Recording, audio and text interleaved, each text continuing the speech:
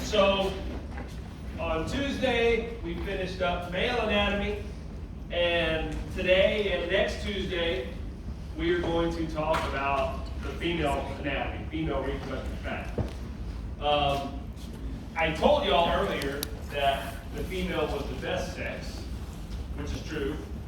It's the sex that I study.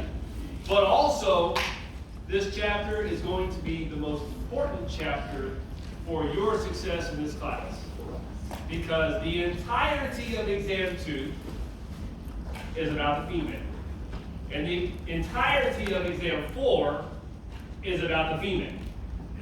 So really, really hone in here as we go through these two first lectures, trying to understand the components of the female reproductive tract, and really, really, really hone in on your vocabulary, okay?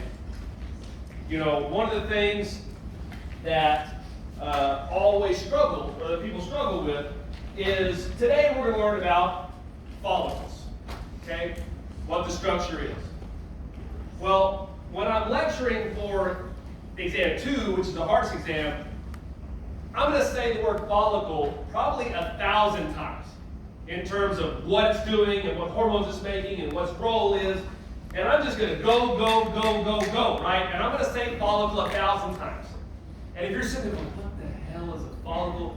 I am down the street, around the corner, guys, right? I am gone. So right now, some of this is going to seem, oh, this is so easy. You've got to know it, right? Commit this vocabulary, commit this anatomy to your vocabulary. Know what it means like you know your middle name. Okay? Don't let this sneak up on you, because this is really, really important stuff. Okay, so when we talk about the female reproductive tract, right, with the exception of the ovary, it's a series of structures that have a tube going through the middle of them, right?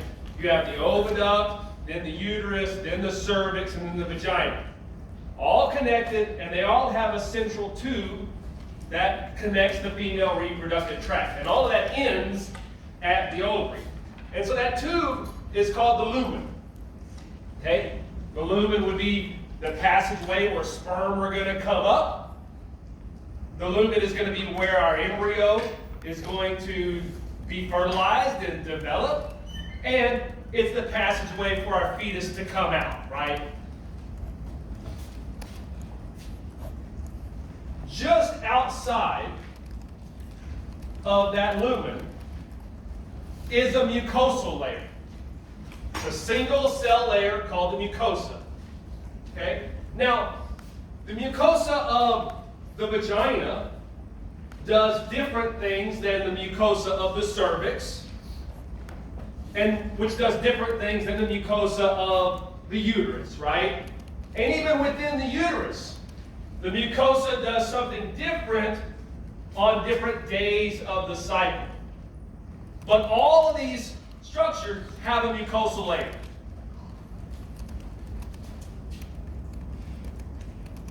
Underneath that mucosal layer is called the submucosa. Okay? And within the submucosa, we're going to find blood vessels, right? And we're also going to find these other cell types, which we call stromal cells. And stromal cells communicate with mucosal cells to achieve functions. Again, those functions are going to vary depending upon what organ we're talking about or what stage of pregnancy or cyclicity we're in. Okay? So we've got a mucosal layer, then a submucosal layer. And then those mucosal layers are surrounded by two smooth muscle layers.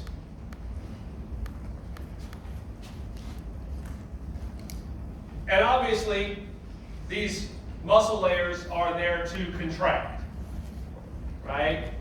You'll probably immediately think of, oh, contractions to deliver a baby, right? That's intuitive. It makes perfect sense.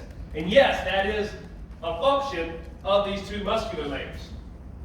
But also, at the time of copulation, there are contractions going the other direction to help bring sperm into the tract and help move sperm up the tract. So these muscle layers can contract in either direction depending upon what the need is.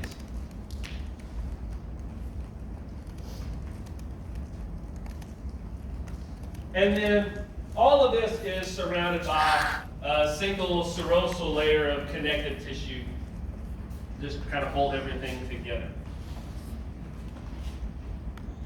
And again, this is the basic structure for all the female reproductive tract except the ovaries, which we'll get to. But obviously, the different organs are going to look different, and we'll talk specifically about each individual organ and some of the basic functions that they have. But this is their general structure. Now, one of the things that we like to do in animal agriculture, as well as human medicine, is we try to do, or like to do, assisted reproductive technologies, right? And one of the things that makes assisted reproductive technologies easy for us is the location of the reproductive tract within the body and how it's suspended. Okay? So the female reproductive tract is suspended right below the spine, near the rear of the animal. And so here we have, you can see you have the rectum, and then on either side of the rectum are the uterine horns that are suspended by the broad ligament. So these two structures here would be the broad ligament. And so obviously, if you think about palpating, right, being able to go in and do pregnancy determination, or to be able to go in to manipulate the cervix, to be able to AI, right? All of that is facilitated by the fact that these uterine horns are suspended in close proximity to the rectum. If they weren't suspended, if they were just mixed down in there with the small intestines, it would be much more difficult to do these technologies. And like one of the things that I do is artificial insemination or embryo transfer of sheep. Well, I can't get my hand in and palpate that sheep, but what I do is I put that sheep in a cradle, strap her down, and then I invert her and tip her up. And when I do that, all of her guts and everything, which are not suspended, go down to her chest, and that leaves her reproductive tract hanging right there. So it's easily accessible through the abdomen. Right? So all that is based, our ability to manipulate that is all based on that anatomy.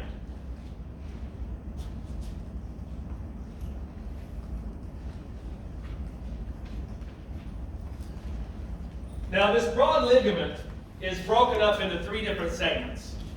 Okay? So the segment that supports the ovary is the mesovarium.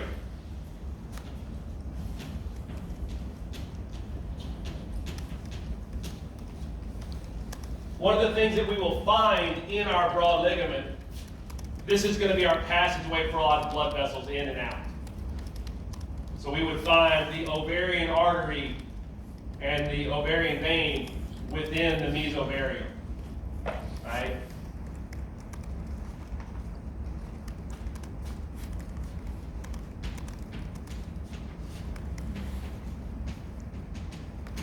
I couldn't talk and spell that one at the same time. Sorry, I had to think about it. The mesosalpinx. This is the segment of the broad ligament that supports the oviduct. This is the least important segment of the broad ligament, but it supports the oviduct. And then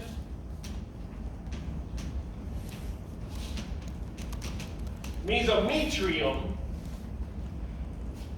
is the segment of the broad ligament that supports the uterus. And this is the biggest segment, right? It's the most extensive segment. It's the segment that's going to have to work the hardest because it's going to have to suspend this giant growing baby, right, as the uterus develops. Now, a couple key things just to help you all mentally through this stuff. Anytime you see the ending metrium,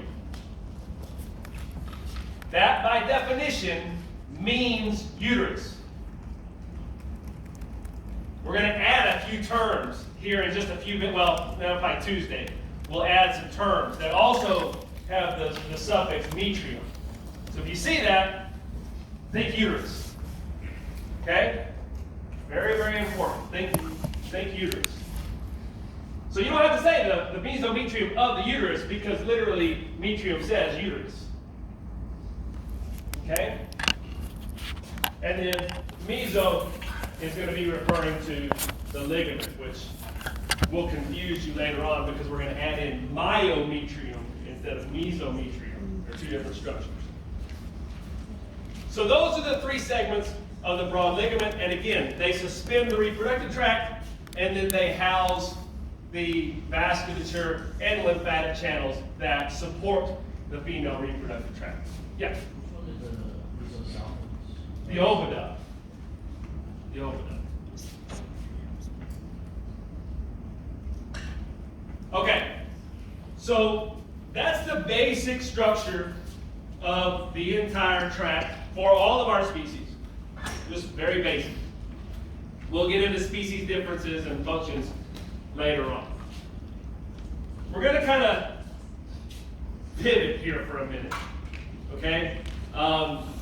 If you pay attention to the slide figure, you're going to notice that this figure is figure 4-6. So I went to chapter 4, and I took the parts of chapter 4 out that I really wanted to talk about. And actually, I think I forgot to point this out on the male chapter. The part about testicular descent and contorcidism, that came from chapter 4. Okay? The part that we're going to talk about right now also came from chapter 4. So when you're studying for the exam, if you have the book, you don't need to know all of chapter 4. You only need to know chapter 4 segments that I talk about. Okay? So whatever those figures are, that's the only parts of chapter 4 that you would need to know. So what we're going to talk about right now is the determination of sex. Okay? And there are two different kinds of sex, okay, that we're going to talk about. There's genetic sex, and then there's phenotypic sex. So somebody tell me, if you can, what determines genetic sex? Chromosomes, right. That's your chromosomal makeup. And when in development is genetic sex determined? Somebody say it louder.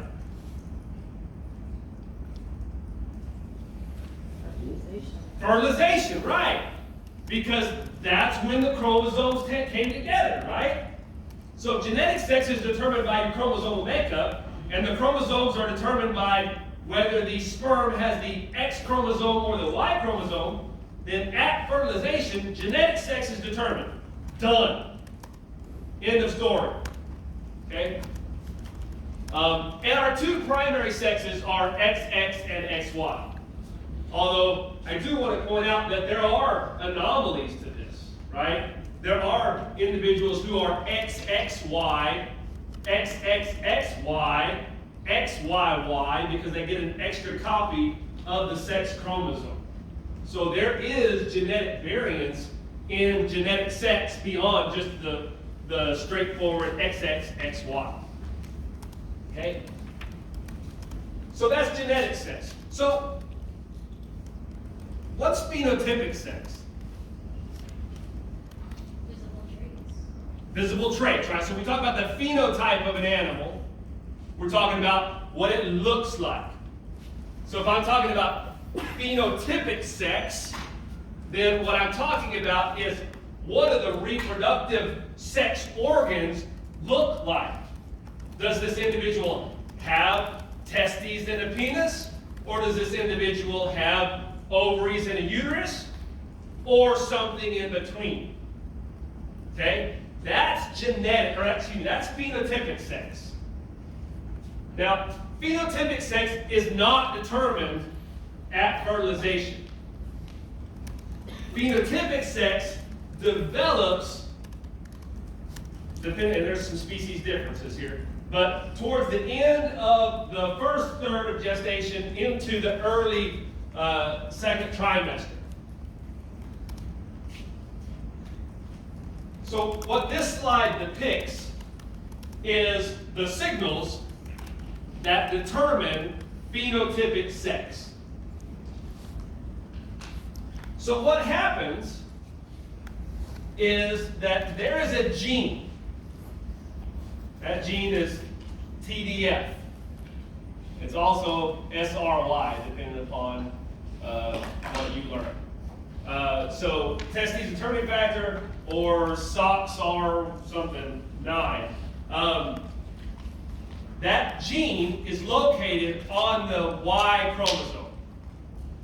So it's a male-specific gene. It would only be expressed, or able to be expressed, in individuals that have a Y chromosome that are genetically male. So that gene turns on. It gets activated. Okay? And as that gene becomes activated, that signals the gonad to start to develop as a testes. And I should have mentioned that before. Before this occurs, there is a gonad there, but it's called a bipotential gonad. Bipotential, two potential, right? So it has this gonad can either develop into a testes or an ovary. It can go either way depending upon the signals that it gets. So the signal TDF signals the testes to start to develop. Okay? And as the testes start to develop, the Sertoli cells, which we've already learned about, right, in the luminal compartment, they start to produce a hormone called anti-Mullerian hormone. Okay? And anti-Mullerian hormone does two things. So the first thing it does is it causes Leydig cells to develop, which we know are the primary source of testosterone, right? The other thing that it does is it causes the paramesonephric ducts to degenerate, go away. So this fetus, before these signals happen, it has a bipotential gonad that can either be ovary or testes. It also has both ductal systems that can either develop the male tract or the female tract. So AMH causes the female tract parts to go away, to degenerate. Okay?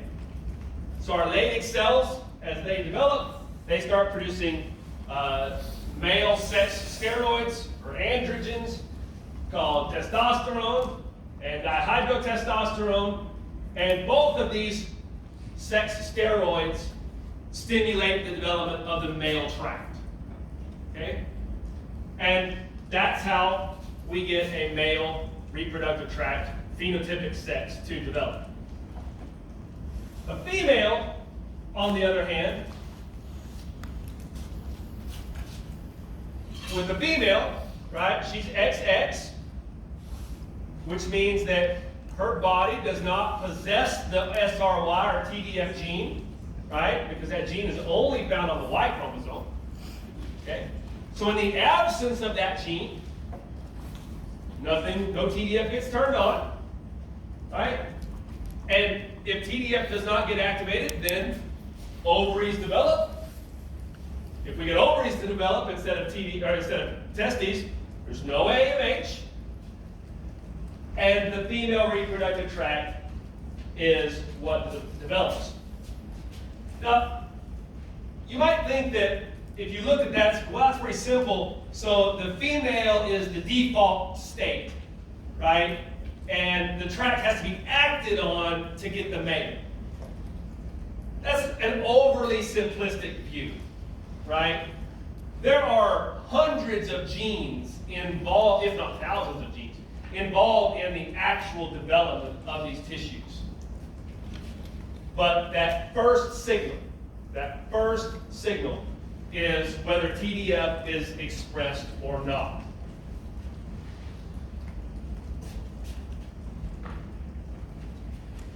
And so here we see just an example of our bipotential gonad with both of our ductal systems, and then depending upon whether you get a male or female, one of those two ductal systems will go away.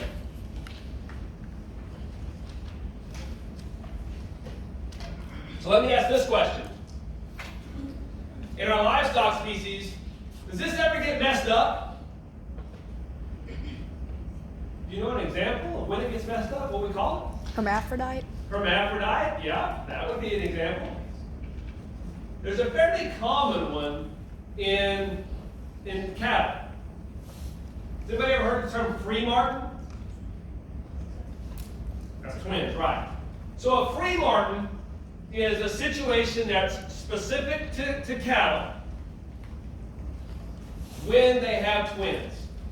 And specifically, when their twins is a male fetus and a female fetus.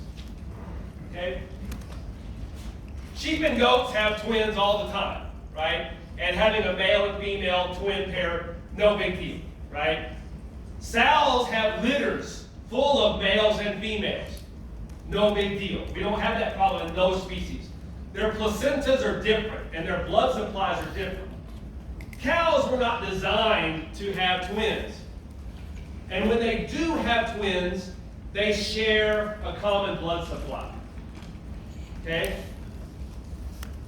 So, if we have a cow with twins gestating, one is a bull calf and one is a heifer calf, they are sharing a blood supply. Okay? Now, what happens in that scenario where I have one bull calf and one heifer calf, right? One calf is XY, the other calf is XX. One should develop into a male, one should develop into a female, right? So what happens? Well, what happens is the bull calf starts to produce TDF. Okay? And TDF causes testes to develop in the bull calf. And the hormone AMH is secreted, right? Well, AMH travels through the blood, which is shared with his sister, right? And so AMH travels through the blood supply to act on the sister, and now the female is confused, right? Because genetically she's supposed to have ovaries, but the hormone coming from the brother is causing her bipotential gonad to start to develop Leydig cells. But there's no TDF sorted with AMH. Well, AMH is a hormone. So there is TDF to start in the bull calf, right? So TDF turns on the bull calf, and that bull calf makes the hormone AMH, which goes into the blood and goes to all of the components of that blood supply, both brother and sister. But even the female, like, don't need to start off on TDF. AMH should just be in the blood and it's still. That's right. Right. Because the hormone is traveling through the blood. We'll get to hormones. It'll be more clear after the next section how this works. But yeah, so the hormone is being made in the male, but is acting in the female, which doesn't line up, again, with her genetic code, what she should be doing. And so what happens is we get this genetic sex XX female that has male mixed parts. So a lot of times you'll look at them and go, yeah, you know, I mean, I see she's got a vulva. From what I can see, she looks like a female. But if I went in and I palpated her tract would be messed up probably. Or if I took hormones and measured her hormones, she wouldn't be making the right hormones and she wouldn't cycle right. And so, virtually always, I have a hard time saying always because biology rarely lets you do always, but virtually always, that heifer calf is sterile. So we just grow them up and haul to the cell farm because she'll have some mixture of male and female reproductive tract parts. Twin bull calves is fine, no issues. Twin heifer calves is fine, no issues. The issue is only when we have the mix of the male and female. It has to do with the sharing of the blood supplies and how their placentas develop. Because you're right, it doesn't happen in people. If it did, my little sister would not have just had 2 kids because she was a twin to my brother. And yes, someone did ask her if she was identical twin to her brother. And I said, did you say no? Because he has a penis and I have a vagina? Like, hello? All right, so that's genetic sex and phenotypic sex. And there's one example of where we see that they get dysregulated. What's your question? Well, I just was gonna ask, I know it's rare for horses, but like if they were to have twins, would they also share those? It's getting less and less rare. It's actually fairly common. Although, what is rare is that we let them have the twins. Usually we go in and smash one. I'm not aware that they have the same problem as cattle, but I could be wrong. I don't know on that one. Yeah. If AMH goes through the blood, why doesn't this affect the mother? So, okay, why does it affect the mother in what way? It's like if AMH causes the sister to develop some. So are you asking why doesn't AMH cause the mother to not be a female? I guess. Well, she's already done, right? Like once this is all in fetal life, right? So once these developmental decisions are made, you can't go backwards. So mom has already decided years probably prior that she is XX and she has the appropriate anatomy to go with that.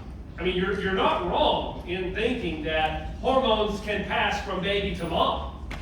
I mean, that is a real thing.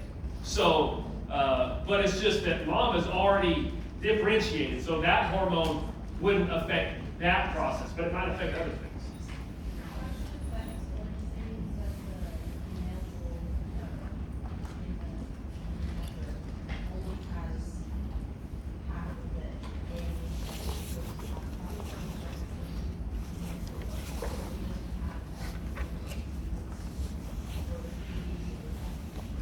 You know, that's a really good question.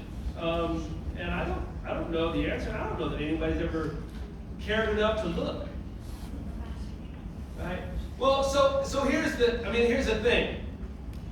It would only matter if we wanted to keep that male as breeding stock, right? Because if you're just going to castrate him and make him a steer, who cares, right? It's a biologically interesting question.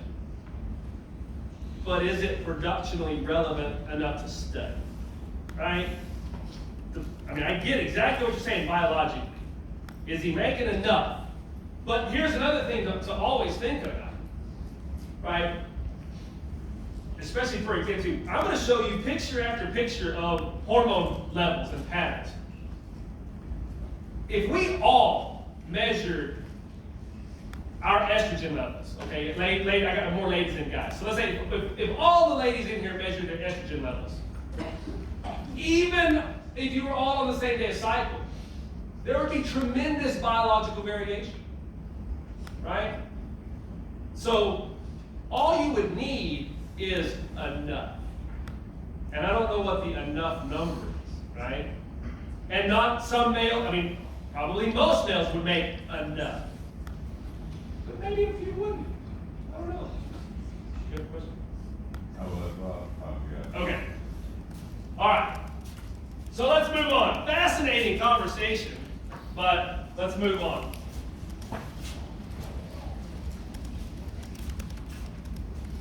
So here's just some really cool pictures in the book. Again, the book is fascinating. We've got great pictures.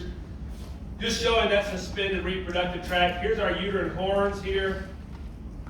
Here's the broad ligament. It's very large. You can't see much about it. Obviously, you can see the blood vessels coming through the broad ligament. Here's our ovary here. The oviduct is right here. Just kind of gets you an orientation. And then here's the rectum. So if you were palpating this cow, right, you would go in and just immediately go straight down. And there should be the reproductive tract. And I can find the uterus, and I can find each ovary on each side, right? So I can palpate, or now we use ultrasound mostly, and I can scan each ovary, say, oh, your follicle, if I wanted like a mare, right? AI mares, when the follicle hits a certain diameter, 35 millimeters, right? So I can every day go in and scan, okay, you're 23 millimeters, okay, you're 30 millimeters, okay, today you're finally 35, that's AI, right? I can do that technology, again, based on the orientation. One thing they're not showing is obviously they've removed all the guts and all the fat. So it's not quite this barren in there when you get in there. All right. I'm going to talk about all these individually, so don't worry. Once we talk about the structures, right, and once we go through them, then I want to go back and look at some of the species differences, right, because we can learn a lot from that.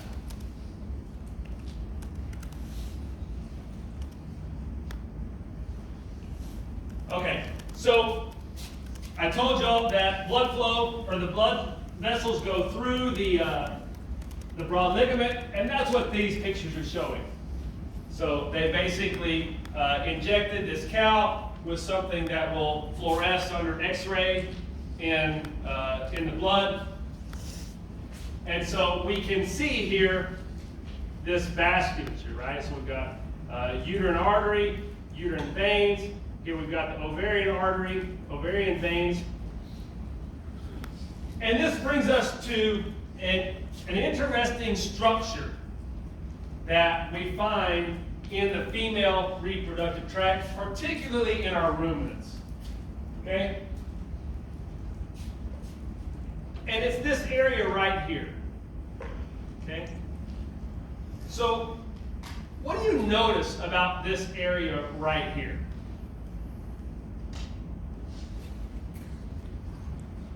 Compared to, say, like this area over here. What's different? It's what?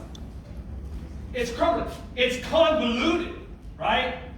You can see that there's a lot of blood vessels in here, right? But it's very convoluted. Think about in the male. We talked about a vascular structure that was very convoluted, right? That pampiniform plexus, which was creating surface area for exchange of heat, right? Okay? Well, now we look here in the female tract, and again, close to the gonad, we see a very convoluted structure. And so you have to start wondering, well, why, right? Why don't I just have a straight blood vessel, right? Look over here. Go to the uterus. I got straight blood vessels here. And why can't I just have a straight one? Why is it convoluted? What's going on here? Well, we now know, and later on, I'll tell the story of how some of this stuff was actually discovered. We now know that this structure right here is called the utero-ovarian plexus. Utero-ovarian plexus, right? So in the male, we have the pemphidiform plexus. In the female, we've got the utero-ovarian plexus. Now, and in the male, the pemphidiform plexus was made up of the testicular artery and the testicular veins, right? So what makes up the utero-ovarian plexus? It's more complicated than the male, okay? Obviously, you've got utero and ovarian here, but which one artery and vein? So the utero-ovarian plexus is the uterine vein, which is wrapped with the ovarian artery. The uterine vein wrapped with the ovarian artery. Okay. Now, why is this important? And we're going to go deep on this for exam 2. But I'm going to have to explain it at least superficially now so that you kind of understand why it's important. So, when the female is not pregnant, her uterus senses that and produces a hormone called prostaglandin F2 alpha, PGF2 alpha. Okay? And PGF2 alpha is going to leave the uterus through the uterine vein, right? It's going to get into the blood supply and it's going to leave through the vein, the uterine vein. Now, when PGF2 alpha goes through the lungs, as it's traveling through the blood supply, the lungs metabolize it and make it non-functional. And that's very, very efficient in our ruminants. It's less efficient in pigs and horses. But the lungs metabolize it and render it ineffective. Now, the uterus and the ovary need to talk amongst one another, right? Because if the uterus determines that there's no embryo there, then it needs to tell that to the ovary so that the ovary will cycle again, right? Cause another cycle to give another chance. Okay? So we have to communicate. Well, the way that the uterus and ovary communicate is through prostaglandin F2 alpha. But if prostaglandin F2 alpha is metabolized in the lungs before it would go back into the ovarian artery, it wouldn't be there to communicate, right? Because it would have been metabolized and gone. So, this is where the utero-ovarian plexus comes in. So as prostaglandin F2 alpha is leaving the uterus through the uterine vein, because the uterine vein is wrapped together with the ovarian artery, PGF2 alpha gets transported from the uterine vein into the ovarian artery. Yes, there's transport proteins that move it. So it basically takes a shortcut, right? It bypassed going through the lungs and the heart and all the long way around, and it just jumped the fence over into the ovarian artery. And the ovarian artery took it straight to the ovary, right? Because that's where it's going.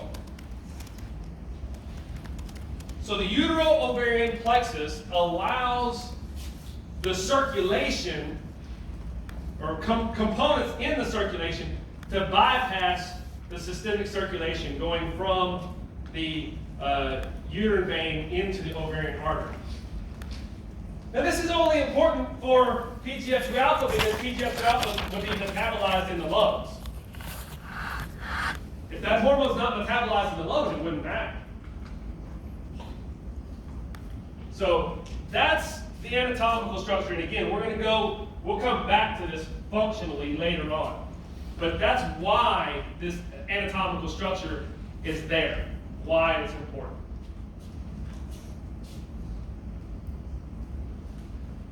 Okay. I'm going to start this slide today, and then I'm going to start again on it on Tuesday. That's how important this slide is. Okay? This is the ovary. Okay? There's a lot going on. There's a lot going on this slide anatomically. Okay? So, the ovary is the site where all of the female gametes are stored. Okay? And females are born with all of their gametes that they will ever have. Unlike the male who continues to make more. Now, from an orientation perspective, the ovary is broken up into two big segments, the medulla and the cortex. Okay? And the way I like to think about this, medulla's in the middle. And within the medulla, I would find the blood vessels and the lymphatic channels. And within the cortex, I would find my oocytes, which is this little thing right here, and the major hormone-producing structures of the ovary. We're going to talk ad nauseum about those. This basic structure, where the medulla is in the middle and the cortex is on the outside, is true for all of our livestock species except one. It's true for dogs and cats and humans, but not the horse. So in the horse, the medulla and the cortex are flipped. So the cortex and all the gametes are in the middle in the mare's ovary. This makes palpating the mare's ovary unimportant. We have to ultrasound. We have to be able to see inside it to see what structures are on it. Okay? That's very, very different. But that's the only species that has that anatomical flip. Okay.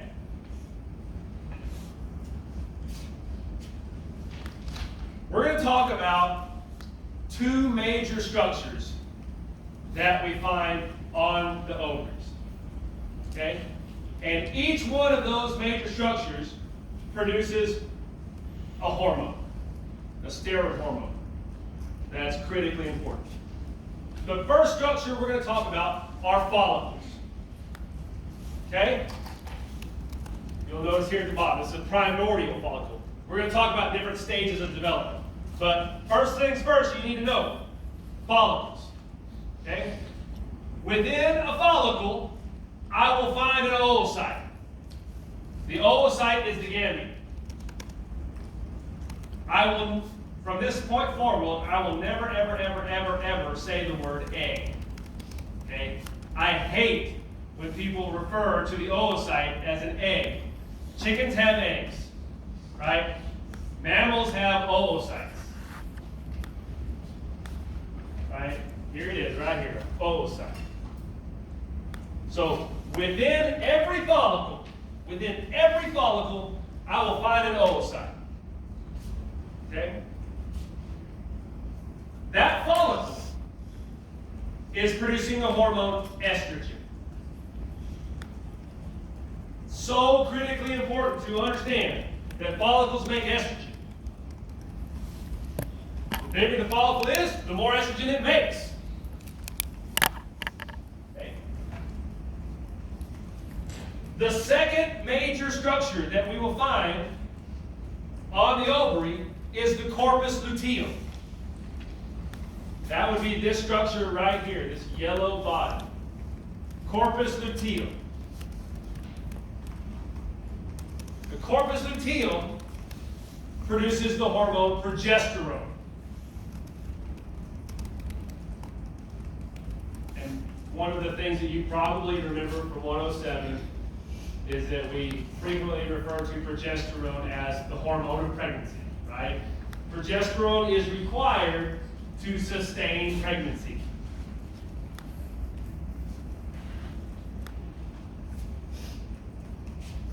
All right, so now let's go back to follicles. We're going to talk about follicular development. So, early on, let's say before puberty, right? Before puberty, if we took a female ovary and we bisected it, put this slide on a microscope, the only thing we would find would be these primordial follicles. Immature follicles.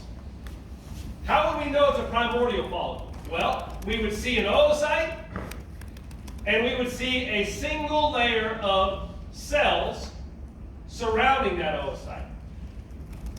And those cells are unorganized. Okay?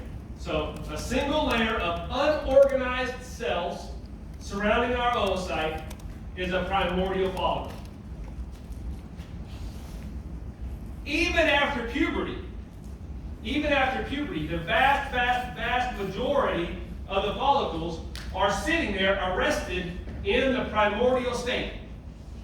They're just waiting for their opportunity to be called into action. Okay. Now, once they are called into action through a process called recruitment, the follicles will start to develop. Small groups at a time, right? Not all of them at once, right? Just a small cohort of follicles will be called into action to start to develop. And the first thing that will occur is that those unorganized cells on the outside will polarize and become organized. Right? So they polarize, they develop junctions in between them, and we can see that, we can visualize that, they look different. And when they do that, now they are primary follicles. Yeah. They form communication junctions in between them. And they organize once they've been recruited to develop. We'll talk, that's hormones, we'll get there. So again, if we see an oocyte with a single layer of organized cells, that's a primary follicle. That primary follicle will continue to develop, and it will grow additional cell layers around our oocyte. Once it has more than one layer, it's now a secondary follicle.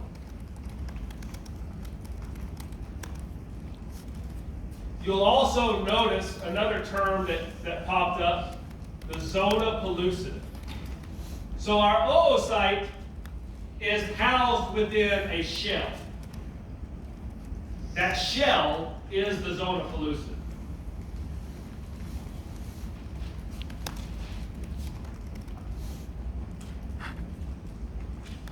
So the follicle continues to grow and develop, and the next thing that happens is that it develops an antrum, which is a fluid-filled cavity. We've got an antrum, this fluid-filled cavity. So we can call this follicle a tertiary follicle. You can also just call it an antral follicle, designating that it has an antrum. Now, this development of an antrum is really important for, again, our assisted reproductive technology, for our ability to manipulate.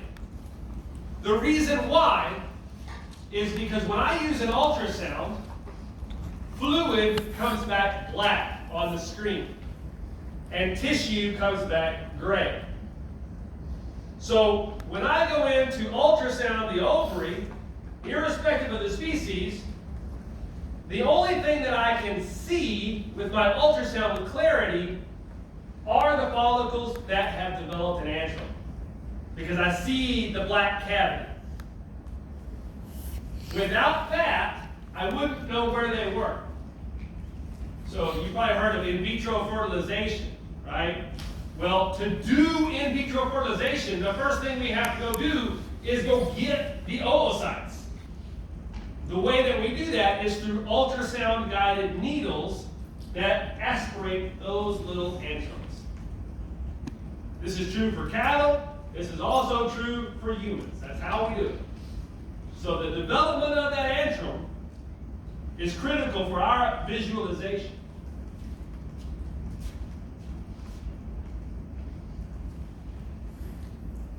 And then lastly, we're going to get a dominant follicle.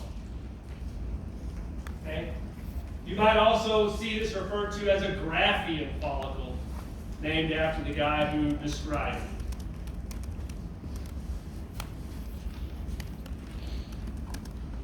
This dominant follicle, what hormone is it making? Estrogen. How much estrogen is it making? A lot, because it's big. Okay? So, if I have any of our livestock species, if I have a female that's in estrus, she is in heat right now. She is allowing the male to breed her. I know that she has a dominant follicle, because it is the estrogen from that dominant follicle that is causing her to be in heat. Okay? So I can see her in heat, and I know, based on what I see, I know what is going on her ovaries, even without ultrasound. That's the only one that I know. But if I see that, I know she's got a dominant follicle. Okay. So we're going to end right there. That's what we're done with